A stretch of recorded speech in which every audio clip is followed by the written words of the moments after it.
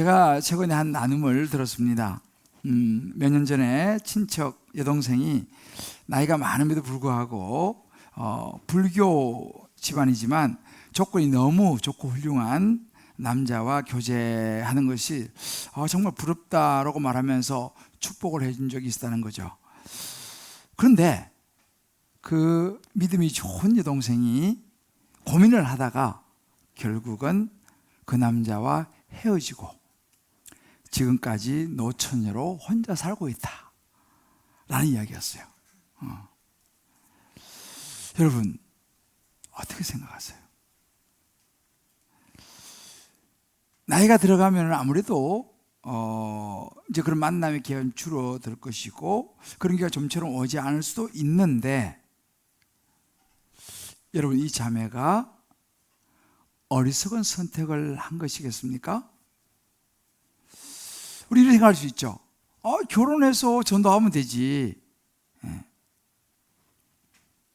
자, 한번 생각해 보십시다. 저와 여러분이라면 어떤 선택을 했겠습니까? 우리는 살아가면서 계속 선택을 해야 돼요. 선택에는 기준이 필요하죠. 우리의 삶에 또 우리의 행동 다 기준이 필요하죠. 그 기준이 무엇인가에 따라서 우리는 선택을 하게 됩니다. 그 선택 기준이 하나님인가? 아니면 주변 사람들의 눈인가? 아니면 내 생각인가? 그 기준이 지금 내가 살아가는 내 삶의 현장 지금인가? 아니면 영원인가? 우리가 한번 질문을 해볼 필요가 있다고 생각됩니다. 오늘 우리가 읽은 이 본문에는 당시 로마에서 파견한 갈리 또 베레아 지역을 다스리는 당시 분봉왕이라고 그러죠. 헤롯, 그리고 그 지역에서 광야에서 메뚜기가 석청을 먹으면서 하나님 나라와 복음을 전하면서 외치면서 살아가던 세례 요한 두 사람이 등장을 해요. 물론 그들의 선택은 달랐습니다.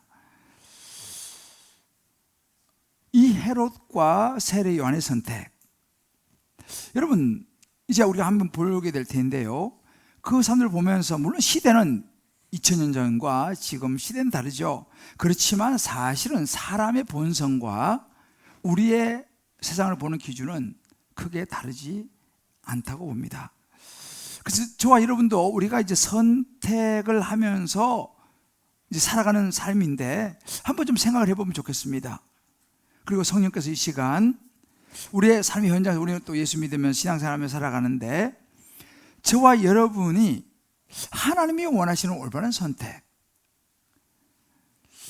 영원을 향한 일시적인 삶이 아니라 영원을 향한 선택을 할 수 있도록 저와 여러분 한 분 한 분의 영의 눈을 띄워주시고 분별력을 주시기를 주님의 이름으로 축복합니다.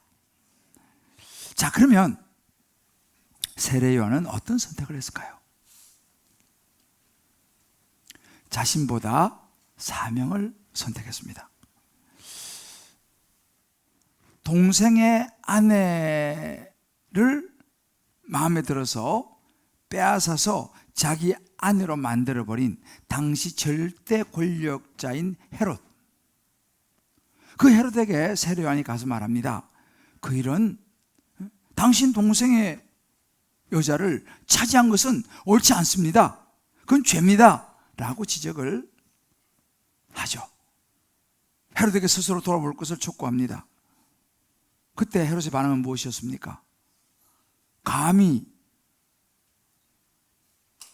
왕인 나에게 누가 이런 말을 한단 말이야. 헤롯은 요한을 죽이려고 했습니다.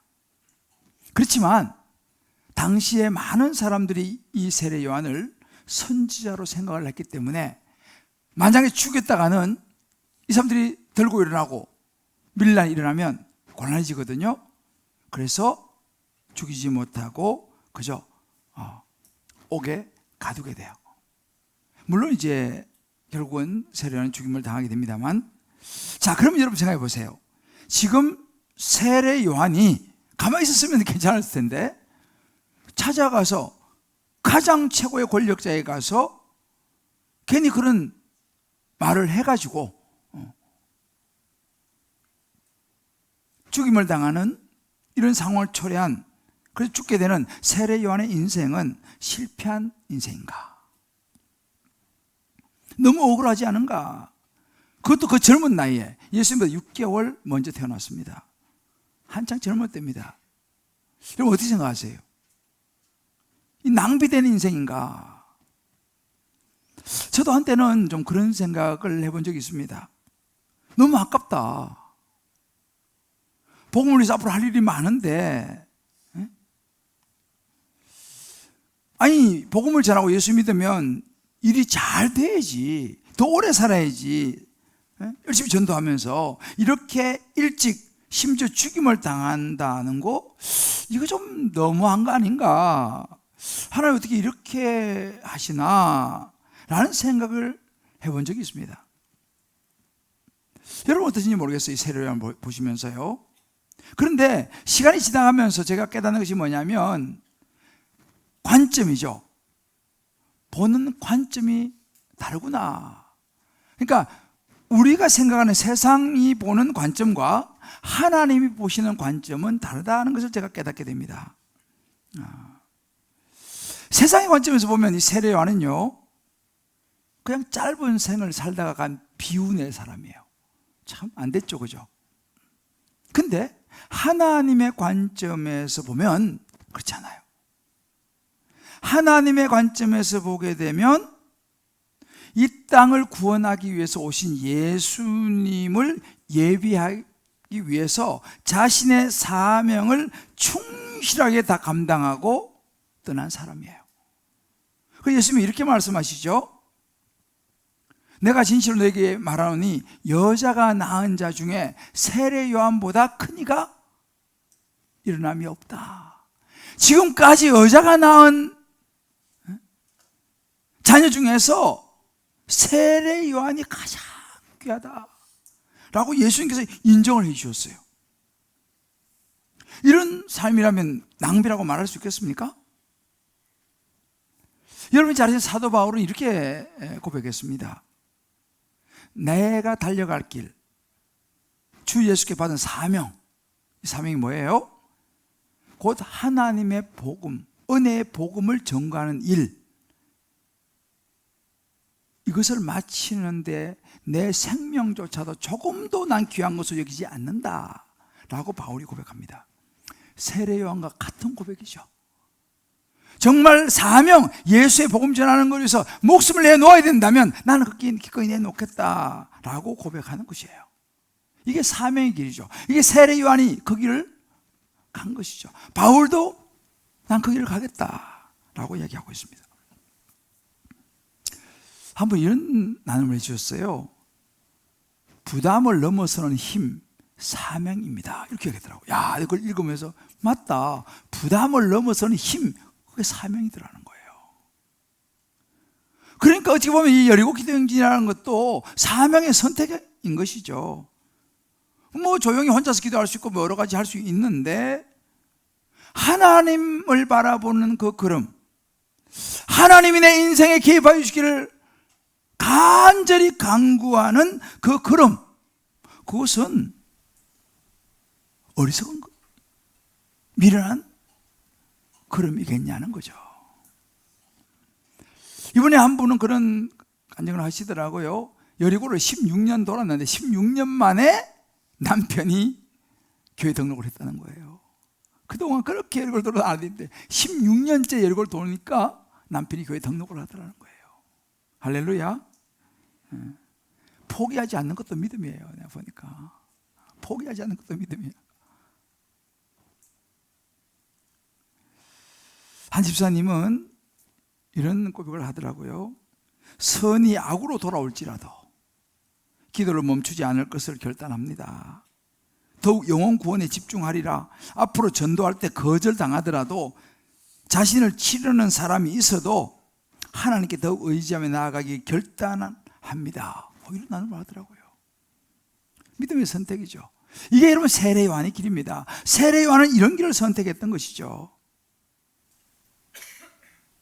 그럼 헤롯은 어떤 길을 선택했습니까? 헤롯은 자신의 자존심을 선택했습니다. 자신의 유익과 자신의 생각을 선택했죠. 마침 헤롯의 생일이 되었어요. 왕의 생일이 되었습니다. 근데 그 생일날 빼앗아서 부인으로 삼았던 그 여인의 이름이 헤로디아예요. 헤로디아에게 어린 딸이 있었던가 봐요. 그 딸을 그 헤롯 왕의 잔치상, 그 연회를 베푸는데 거기서 춤을 추게 한 거예요. 그러니 한 잔 들어갔겠다, 아주 영이 올라오겠다. 근데 거기서 예쁜 그 딸이 나와서 이 살로메라고 나와서 춤을 추니까 이 헤롯이 너무 기쁜 거예요.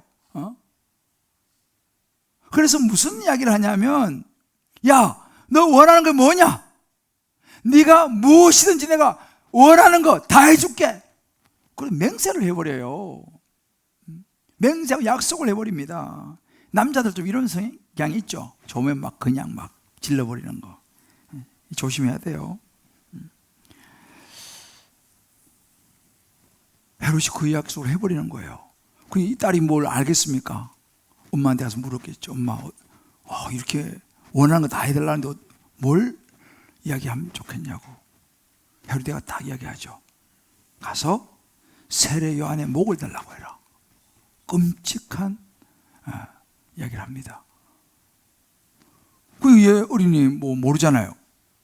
엄마가 시킨 대로 와가지고 세례 요한의 머리를 소반에 앉혀서 주십시오. 목을 요구합니다. 참 기가 막힌 일이 일어났어요. 여러분, 아무리 술에 취해가지고 그런 상황이라 하더라도 이런 요구는 이게 쉬운 요구가 아니에요. 헤롯이 잠시 근심합니다. 왕이 잠시 근심해요. 그런데 어떻게 해요? 이미 자기 맹세를 했죠. 그 주변 사람 다 보고 있죠. 자기 자존심과 체면이 있잖아요. 어떡합니까? 이미 이야기를 해버렸는데. 어쩔 수 없이 이 끔찍한 일 명령해서 세례 요한의 목을 가져오게 합니다. 역사에 기록될 끔찍한 죄를 헤롯이 범하게 됩니다. 여러분, 이런 사람이 성경에 또 있어요. 빌라도를 아시죠? 예수님이 죄가 없는 것을 빌라도는 알았어요. 그런데 사람들이 예수를 죽이시오 하고 막 밀란을 일으키려고 하니까 자기 자리가 위태롭거든요. 자기 공경에 취하는 거 싫거든요. 이거 난 모르겠다. 난 잘못이 없어. 손 씻으면서 예수님을 죽게 내주죠. 그 빌라도의 이름은요, 지금도 주일이면 수십여 개 크리스찬 입에서 사도신경을 통해서 본디오 빌라도에게 고난을 받아서 십자가에 못 박혀 죽으시고, 참 영원한 저주의 이름이 되고 말았습니다. 이사야는 이렇게 얘기했습니다. 그들은 사람의 영광을 하나님의 영광보다 더 사랑하였다 그랬어요. 이 사람의 특징이 뭡니까? 사람의 영광이죠. 사람의 눈치를 보는 거죠. 저 사람이 나를 어떻게 생각할까? 하나님의 영광, 영원한 것보다는 지금 사람들한테 내가 어떻게 보여질까? 여기에 따른 선택을 한 사람이에요. 우린 지금 지난 7주 동안 또 그런 사람 한 명 봤잖아요. 누굽니까? 애국왕 바로의 마음이 완악하여서 하나님의 말씀을 듣지 않죠. 바로도 헤롯이나 빌라도나 바로나 다 자기의 자존심, 자기의 생각, 자기의 유익을 위한 선택을 했습니다. 자, 우리 한번 적용해 보십시다. 저와 여러분은 삶의 일반적인 선택의 기준, 우리 살아가면서 계속 우리 선택을 해야 돼요. 그죠? 계속 선택해야 됩니다.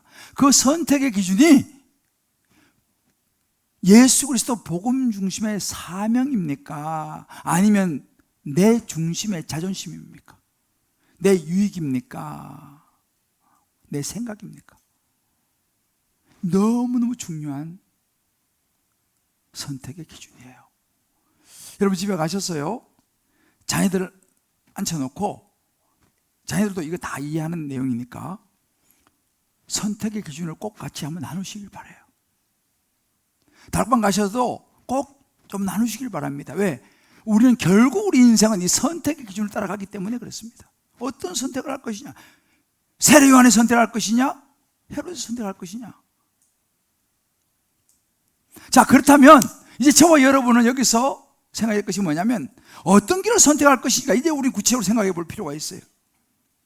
그리고 저와 여러분이 이걸 보면서 정말 우리 당연히 헤롯의 선택을 하면 안 되겠죠.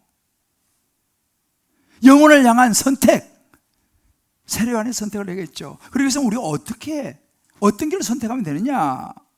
그 첫 번째는요, 죄를 직면하는 용기가 필요합니다. 죄를 직면하는 용기를 선택해야 되는 거죠. 요즘 사람들은요, 다른 사람들에게 싫은 소리 하는 것도 싫어하고요, 싫은 소리 듣는 것도 싫어해요. 그리고 각자 존중하는 사회입니다. 각자의 개성이라고 존중해주고, 또 이 존중을 교양이라고 생각해요. 그런 시대에 우리가 지금 살아가고 있습니다. 종교도 이제는 종교 다원주의입니다. 모든 종교에는 신이 있다, 결국 하나다라고 이야기를 하기도 하고, 요즘 우리가 이슈가 되고 있는 이 성소수자 문제도 마찬가지입니다. 나는 남자인데 나는 여자인 것 같아, 난 여자로 살고 싶어 라고 말하면 그걸 존중해 줘야 된다는 거예요. 심지어 남자인 내가 난 여자라고 생각하고 여자 목장에 들어가면 존중해 줘야 된다는 겁니다. 지금 그런 시대가 되었어요. 우리나라는 아직까지 그 법이 통과되지 않았죠. 우리가 기도하고 있습니다. 그 법이 통과되면 안 된다고. 그러나 유럽은 많은 나라가 이미 그 법이 통과되어서 존중해 줍니다. 여자지만 나는 남자라고 생각한다, 남자로 살고 싶다, 존중해 줍니다. 그런 시대가 됐어요.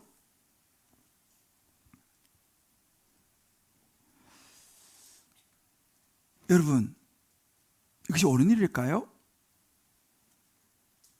이것에 대해서 가만히 있어야 될까요? 그저 좋은 게 좋다고, 난 싫은 소리 하기 싫다고 가만히 있어야 될까요? 한 집사님이 안 믿는 남편입니다. 한 번씩 교회에 대해서 안 좋은 이야기를 하고, 야, 교회 다니는 사람들이 왜 그래? 이런 이야기를 자주 한다는 거예요. 그래서 하루는 그랬다는 것입니다. 교회 다니는 사람들, 교회에도 죄인들이 오는 곳이라고. 죄인들이 오기 때문에 완전하지 않으니까 그런 일이 생길 수 있고, 그러니까 예수 믿어서 하나님의 구원이 필요한 거 아니냐고. 그래서 우리가 하나님이 필요한 거라고 이야기해 줬다는 거예요. 그 다음부터는 그런 얘기를 안 하더라는 거예요. 맞죠?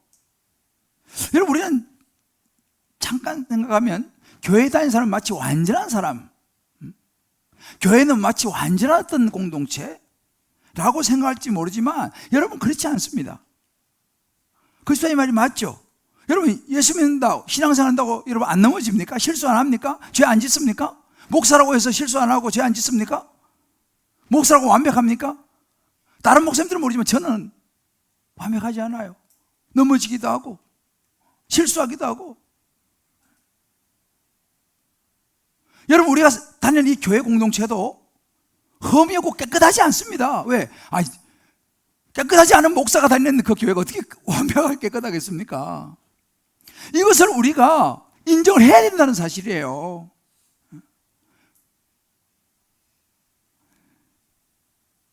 헤롯이요, 보세요. 헤롯이 그 나쁜 짓을 했죠.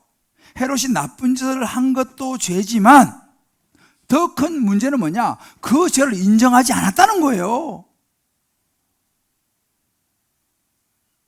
그게 어디 겠습니까? 구원받지 못하는 거죠.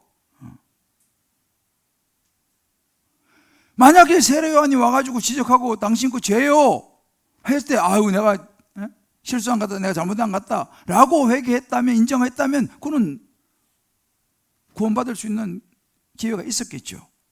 근데 내가 왕인데 누가 나한테 그런 이야기를 해? 죄를 인정하지 않았습니다. 구원받지 못했죠. 여러분 성경에 보면요, 사실은 비슷한 죄를 지은 사람이 다윗이에요. 여러분 잘 아시는 다윗. 이스라엘의 국기에 다윗이 그랬지 않습니까? 다윗도 사실은 부하의 부인을 빼앗았어요. 그걸 자기 부인 삼았어요. 다윗 비슷한 죄를 지었습니다. 그 차이가 뭡니까? 나단 선지자가 와서 당신 죄를 지었어 하니까 다윗은 그 자리에서 엎드려서 회개하면서 하나님, 내가 하나님 앞에 큰 죄를 지었습니다 라고 인정하고 회개했어요. 그 차이예요. 그리고 다윗은 쓰임을 받았죠. 하나님 마음에 합한 자라고 불림을 받았습니다. 우리가 살다가 죄를 지을 수 있습니다. 실수할 수 있습니다. 중요한 것은 뭐냐면 하나님 앞에 그 죄를 인정하고 회개하는 용기가 필요하다는 것입니다. 할렐루야. 용서를 구하는 용기가 필요하다 이 말이죠.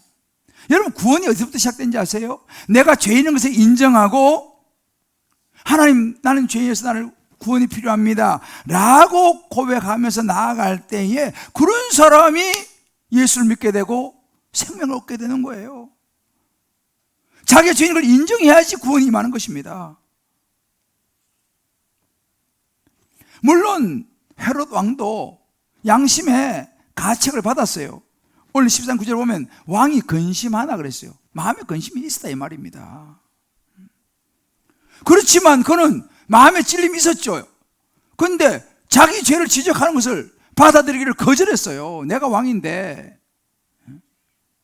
참지 못했습니다. 갈등했습니다. 머물거리다가 헤로디아가 딸을 통해서 막 부추기니까 받아들였어요. 세례요한을 죽였습니다.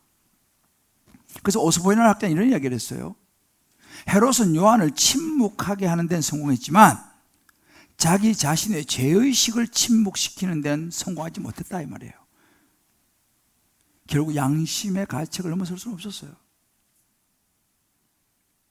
결국은 죄를 인정하지 않다가 영생의 기회를 잃어버린 거죠. 빌라도도 마찬가지. 빌라도도요. 빌라도도 그런 선택을 한 것입니다. 우리가 지금까지 보고 온 바로 왕, 그 안에는 수많은 자기의 업적과 능력과 집착과 욕심과 교만과 자존심과 완악한 마음, 이런 것들이 결국은 바로를 무너지게 만들었고 끝까지 버티다가 멸망의 길로 가고 말았지 않습니까? 저와 여러분도 마찬가지입니다. 우리가 살아가면서 우리 자신의 죄의 모습이, 내 안에 있는 어떤 그런 그 집착, 욕심, 바로의 그런 모습들, 오늘 이 헤롯의 모습들 보인다면, 누가 그런 이야기를 한다면, 아이 교회 가니까 맨날 죄 이야기만 했었고, 그거 할 것이 아니라 힘들고 아프지만 그것을 보고 인정하면서 회개하고 돌아서야 될 줄을 믿습니다. 그러면 희망이 있는 거예요. 그러면 이제 구원이 시작되는 거예요. 그게 희망이에요. 오늘도 우리가 참회 기도를 들었지 않습니까? 요한일서 1장 9절. 만일 우리가 우리 죄를 자백하면요, 너 왜 죄졌어? 막 이렇게 하려고 하는 게 아니라 그 죄를 자백하면 그럼 미쁘시고 오히려서 우리 죄를 사신 거예요. 그리고 예수님께 우리를 십자가에 죽으시고 부활한 거 아니에요. 왜? 우리 죄 때문에, 우리 죄를 용서해 주시고 우리를 구원하시기 위해서. 그러니까 사실은 이 참회 기도를 들을 때마다요, 우리는 하나님의 구원의 은혜를 감사하는 것이죠. 왜? 그러나 이것이 희망인 거예요. 우리가 우리를 자백하는 것이 희망인 것이죠. 제가 어느 성님 저한테 이렇게, 목사님, 이번에는 제가요 스스로 알코올 중독 센터에 들어갔습니다. 안 되겠더라고요. 제가 혼자 술을 이길 힘이 없어서요 라고 이야기를 들었어요. 여러분, 이게 희망입니다. 이게 희망인 거예요. 나는 그런데 그런 안 가도 돼. 내가 스스로 할 수 있어. 이런 분들은 희망이 별로 없어요. 아무리 생각해도 내 혼자 이 술을 어떻게 할 수 있는 그게 없으니까 내 스스로 내가 센터에 들어가서 치료받고 나와야겠다. 그게 희망인 거예요. 제가 훈련을 할 때 그렇습니다. 요즘도 이제 계속 훈련을 하는데 그런 얘기를 해요. 제 혼자 힘으로는 도저히 신앙생활을 똑바로 할 자신도 없고 잘 안 되기 때문에 제가 양육을 받고 훈련을 받기로 결단을 냈습니다. 그리고 훈련 양육 받으면서 스스로 말씀을 가지고 자기를 다스리는 훈련을 받는 거예요. 부부 사이에도 자꾸만 말이 막 이렇게 험하게 나가니까 숙제지만 또 경어를 쓰는 훈련을 받기도 하고 여러 가지 삶의 그런 습관들도 말씀을 가지고 고쳐 나가고 바로 그런 거죠. 그게 희망입니다. 우리는 이렇게 죄를 직면하는 용기를 선택해야 될 줄을 믿습니다. 할렐루야. 두 번째는요, 주변의 시선보다 복음을 선택해야 돼요.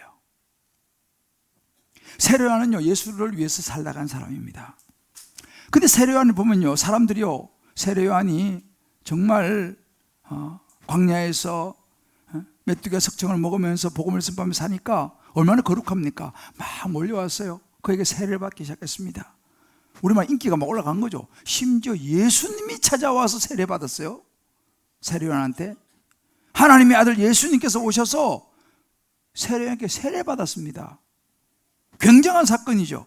그 정도면 세례 요한이 가만히 있어도요, 사람들이 워 할 거예요. 가만히 있어도. 그런데 세례 요한은 가만히 있지 않았어요. 뭐라고 말했습니까? 이렇게 요한복음 1장 27절 말합니다. 나 아니에요. 나 주인공 아니에요. 진짜는 내 뒤에 오시는 분입니다. 나는 그의 신발끈 풀기도 감당 못하겠습니다. 여러분, 신발끈을 아무나, 제가, 그는 누구예요? 예수님이죠. 예수님의 신발끈 푸는 거, 그것도 저는 감당을 못할 그런 사람입니다. 라고 자신이 영광을 취한 게 아니고 예수님께 모든 영광을 돌렸습니다. 이게 여러분 쉬운 일이 아니에요. 가만히 있으면 자기한테 영광이 오는 거예요. 여러분, 우리가 옆에 막 사람이 죄 짓고 하는 거 그냥 가만히 있으면요, 그건 방조하는 거예요. 인정하는 거예요. 세례 요한도 가만히 있으면 자기 영광이 자기한테 와요. 그런데 그는 그 영광을 자기가 취하지 않았습니다. 가만히 있지 않았습니다. 나는 예수님이면 난 아무것도 아니에요. 주인공 예수님이에요. 그런데 이것이 어떻게 나타나냐면요, 세례 요한이 목배에 죽었지 않습니까? 그 다음에 그를 따르던 제자들이 있었어요. 이 제자들이 어떻게 했을까요? 낙심하고 절망해서 뿔뿔 흩어졌습니까? 아니요. 성경에 보게 되면요, 그들이 예수님을 찾아가요. 예수님을 찾아가서 예수님에게 이 일을 아뢰고 예수님을 따르는 제자가 돼요. 무슨 이야기입니까?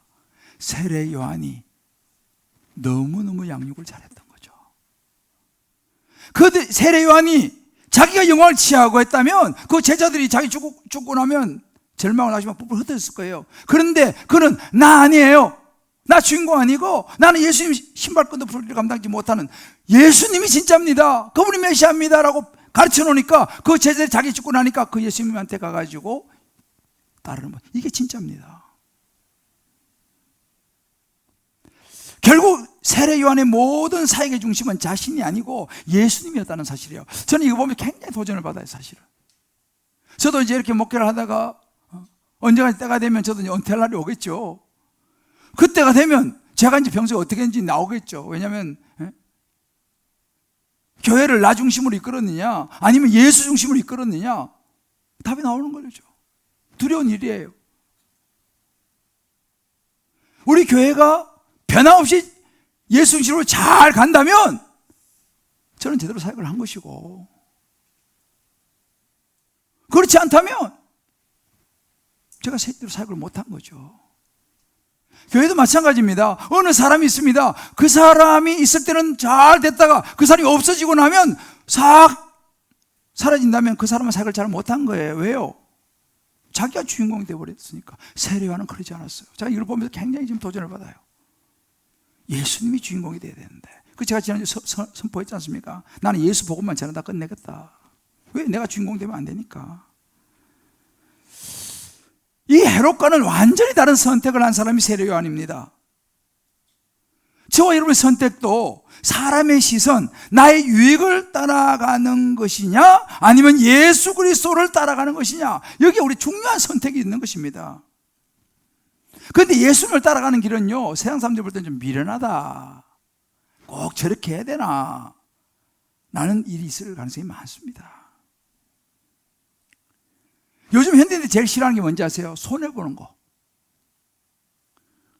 손해보는 게 제일 싫어요. 정신 똑바로 차리고 이겨야지. 뭔 손해를 봐. 그리고 요즘 초등학교에서 투표하면요, 표가 안 나오는데 전부 다 자기 찍어가지고, 그 두 표 나온 애가 회장이 됐다는 거예요. 어떻게 보니까 다른 애가 잘못 써가지고 이런. 요즘 시대가 이렇습니다. 여러분, 우리 기억해야 되는 거예요. 고린도서 1장 18절 말씀에 십자가의 도가 멸망하는 자들에게는 미련한 것이에요. 여러분, 세상 사람들이 볼 때는요, 우리가 말씀드린 여리고 기도하는 웃기는 거예요. 뭐 이 새벽에 나와서 그렇게 돌아다니고 그래요. 기도를 꼭 그렇게 해야 됩니까? 미련한 것이에요. 그러나 구원을 얻는 우리에게는요, 하나님의 능력이 되는 줄 믿습니다. 우리 사랑이 하나님을 믿잖아요. 우리가 이렇게 기도하면 그냥 계산으로는 이게 안 된다니까요. 이성으로는 안 돼요, 여러분. 이성을 가지고 신앙생활은 어렵습니다. 믿음은 이성으로 되는 게 아니에요. 하나님께서 기도해라, 그냥 그거 믿고 단순하게 그냥 따라가는 사람이에요. 저는 이번에 우리가 여리고 기도행전을 통해 가지고 하나님의 역사들이 많이 나타난 줄을 믿습니다. 물론 지금 당연히 눈에 나타나는 사람도 있을 것이고, 아직은 잘 모르겠는데 이제 앞으로 보면 알겠죠. 왜? 우리는 살아계신 하나님을 붙잡았으니까요. 할렐루야. 내가 또 오늘 좀 전에 들어다 이야기 들으니까 허리 협착증이 이번에 여리고 돌고 그냥 나서 버렸다는 거 아니에요. 할렐루야. 이게 이성으로는 이게 어렵습니다. 여러분, 내려놓음이라고 한 책을 써서 유명해진 이영규 선교사님이라고 있어요. 이 몽골 선교사님인데, 이분이 쓴 그 기대라고 하는 책에 보면 그런 이야기를 합니다. 어느 날 세계적인 선교 전략가 루이스 부시 박사로부터 세계 번역회의 교육 분과를 좀 맡아달라 제안을 받습니다. 일단 수락을 했는데, 이제 그 세계 그 번역회의 이제 그 세미나를 인도하는 그런 시간이 이제 다가오는데 감정이 너무 불안하더라는 거예요. 너무 불안하고 불안이 지나치면 패닉 상태가 되는 거지 않습니까? 그런 일이 생기더라는 거예요. 자기 생각했다는 거예요. 왜 내가 이렇게 불안하냐? 생각해봤다는 거예요. 내가 왜 이렇게 불안하지? 근데 이분이 발견을 한 거예요. 자기 내면의 문제였다는 거죠. 자기 마음 내면에 숨기고 싶은 약점이 있더라는 거예요. 뭐냐면 이 사람이 미국 하버드 출신입니다. 하버드 대학에서 박사학위를 받고 하나님 부름받아 선교사로 간 사람인데, 그리고 몽골 대학의 부총장을 오랫동안 했어요. 그러니까 이제 그 루이스 부시 박사가 보니까 이 정도 사람이면 충분히 할 수 있겠다라고 생각해서 이분에게 부탁을 했겠죠. 그런데 수락은 했지만 영성교사가 자기가 생각해 보니까 자기는 국제대회로 참여해 본 경험도 없고, 자기가 영어를 그렇게 완벽하게 할 실력도 솔직히 부족하고, 그런 생각을 하니까, 야, 내가 이번에 이거 하다가 실수하고 잘못하면 사람들이 나를 어떻게 생각할까? 야, 사람들이 나를 무시하면 어떡할까? 이 막 불안이 막 몰려오더라는 거예요. 혹시라도 자기 무시당할까 봐, 창피당할까 봐. 그러니까 자기가 보니까 이게 하나님의 일인데, 하나님이 나를 어떻게 보시는가 보다는 다른 사람들이 나를 어떻게 볼까? 사람들의 시선에 완전히 관심이 팍 꽂힌 거죠. 그러다 보니까 자기는 그동안은 하버드 대학 박사 출신에다가 몽골 대학 부총장 오래 했는데 그런 괜찮은 사람이었는데, 자기는 이렇게 막 이런 괜찮은 책도 쓰고 막 이랬는데, 이런 일을 해가지고 혹시라도 자기가 보니 뭐 별거 없네라고 하는 그런 소리를 들으면 어떡하나? 이것이 불안의 이유였다는 걸 제가 깨닫게 돼요, 이분이요. 그러면서 내가 나도 모르게 사람에게 집중했구나. 내가 하나님보다 사람에게 집중했구나를 깨닫고 다시 하나님께 집중하기 시작했다는 거예요. 그러니까 불안이 사라지더라는 것이. 왜? 하나님 앞에서. 그리고 그 일을 감당할 수 있다. 그런 간증을 했어요. 여러분, 우리가 살면서요, 나는 주변의 시선, 사람들이 나를 어떻게 생각하냐, 여기에 선택의 기준을 두느냐, 아니면 하나님, 예수 그리스도의 복음에 중심을 두느냐. 여러분, 세상의 가치관은 뭔지 아세요? 옳고 그름을 따지는 거예요. 부부 싸움 왜 합니까? 당신이 옳으냐 내가 옳으냐, 그거 가지고 부부싸움 하는 거예요. 부모 자식 사이에 왜 갈등이 생깁니까? 네가 옳으냐 내가 옳으냐. 야, 엄마가 옳지. 아니, 엄마는 몰라. 지금 시대가 어떤 시대인데. 그러니까 서로 옳으냐 그러냐 가지고 갈등이 일어나는 거예요. 뭐 교회 공동체도 마찬가지고 우리의 삶의 전반적인, 왜? 세상의 가치관은 옳고 그름의 가치관입니다. 그런데 하나님의 가치관은요, 옳고 그름의 가치관이 아니라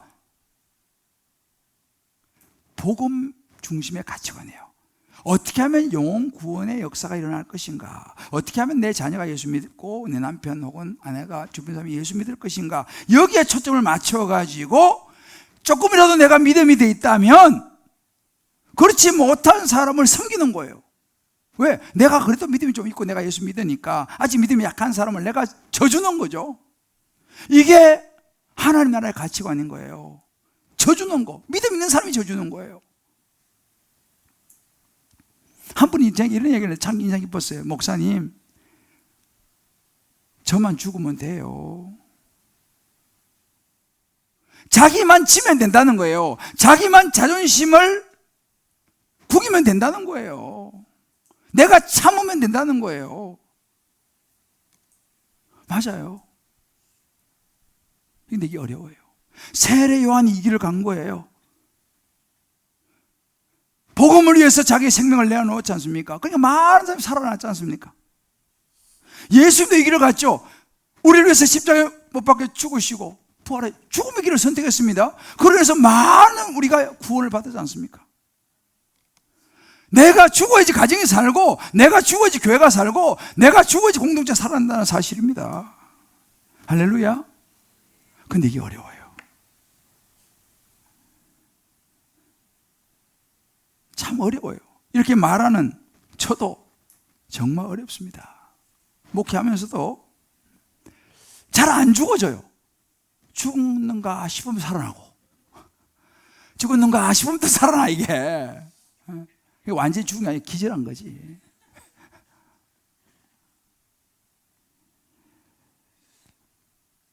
그냥 섬기는 것도 그래요.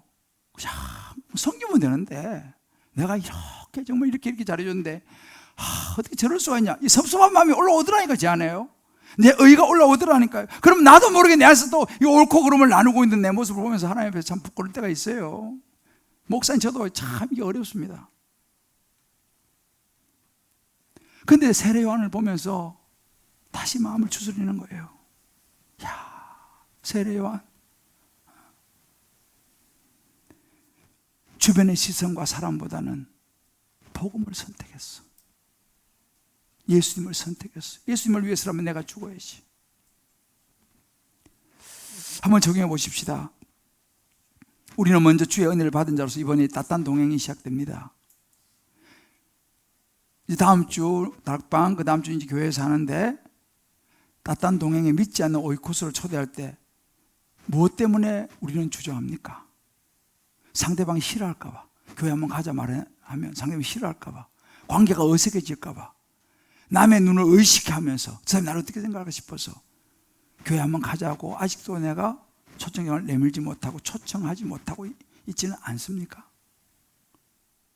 영혼 구원을 생각하면서, 아니면 간절한 마음으로 내가 미움받을 용기, 미움받을 각오하고 관계가 어색해질 각오하고 상대방이 날 싫어할 수 있다는 것을 각오하고, 그렇지만 이 사람 예수 믿어서 구원받아야 되니까, 그리고 이 사람 영원한 생명 얻어야 되니까 간절한 마음으로 손을 내밀어 초대하고 있습니까? 사랑하는 성도 여러분, 우리는 영혼을 위한 선택을 할 수 있게 되시기를 주의 이름으로 축복합니다. 광야에서 외친 자의 소리로 살다가 간 세례 요한, 소리는요, 나는 광야 외친 자 소리, 소리는 외치면 쏙 사라져 버려요. 그러나 그 메시지는 누군가에 들려지죠. 복음을 위해서 짧게지만 살다 간 세례 요한, 자기의 자존심과 자기의 즐거움을 위해서 살다 멸망의 길로 간 헤롯. 정말 저와 여러분의 선택은요, 헤롯이 아니라 빌라도가 아니라 세례 요한의 길을 선택할 수 있는 저와 여러분 되시기를 주의 이름으로 축복합니다. 여러분, 세례 요한의 길은 그 대신에 쉽지 않아요. 어려워요. 전도가 어렵다 이 말입니다. 그래서 요즘 전도하는 사람 잘 없어요. 저도 잘 안 해요. 왜? 힘드니까. 개인 프라이버시라고. 심지어 자녀한테도 전도 안 해요. 왜? 자기가 결정해야 된다고. 여러분, 그렇지 않습니다. 전도는요, 해도 되고 안 해도 되는 게 아니라 사명이에요. 그런 은혜 가서 모든 민족을 제자로 삼아 아버지와 아들 성령으로 세례를 주라고 했지 않습니까? 전도는요, 하나님께서 목사, 어느 특정한 사람에게만 준 사명이 아니라 예수 믿는 모든 사람에게 주신 사명이 전도인 줄을 믿습니다. 교회의 사명이 뭐예요? 영혼 구원이에요. 지난주에 나눴지 않습니까? 교회의 본질이 영혼 구원이에요. 교회가 전도하지 않으면 교회는 문 닫아야 돼요. 의미가 없어요.